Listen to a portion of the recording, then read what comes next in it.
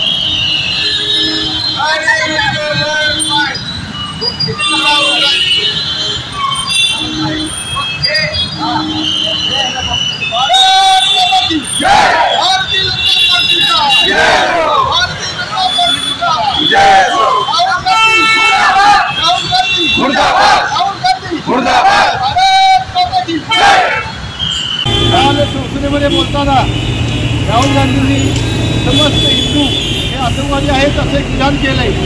याचा या ठिकाणी आम्ही निषेध करतो।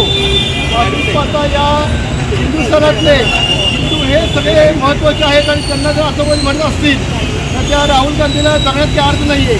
त्यांनी खासदारकी सोडून द्यावी आणि संदेश घ्यावा असं आमचं म्हणणं आहे। संसदेमध्ये राहुल गांधींनी हिंदू हे हिंसक आहेत असे शब्द उच्चारलेले आहेत।